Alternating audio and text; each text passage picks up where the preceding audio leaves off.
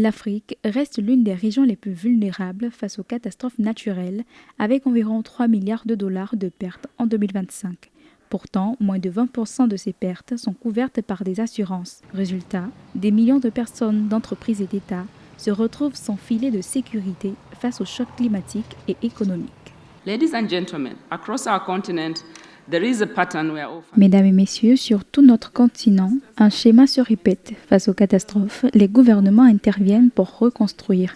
Les routes sont réparées, les hôpitaux remis en état, les agriculteurs tentent de se remettre de leurs pertes, des ressources finissent par être trouvées mais trop tard et en quantité insuffisante. L'environnement dans lequel nous évoluons se détériore, qu'il s'agisse du changement climatique, des contraintes budgétaires ou des événements mondiaux qui nous affectent. Ce déficit s'explique par une faible pénétration de l'assurance, estimée à seulement 2,7% contre 7% dans le monde. Faible pouvoir d'achat, secteur informel dominant et manque d'inclusion financière freinent son développement. Réunis le 4 mai 2026 à Kigali, lors des assemblées annuelles 2026 de ZEP-RE, décideurs et experts ont alerté sur une situation critique ou dans certains cas, notamment lors de sécheresses ou de crises climatiques, jusqu'à 97% des pertes restent non couvertes.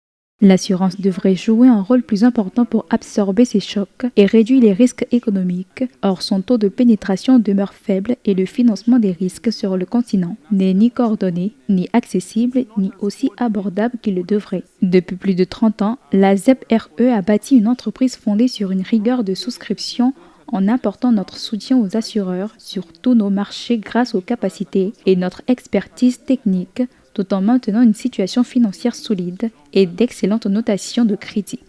Face à l'intensification des risques climatiques, les appels à l'action se multiplient.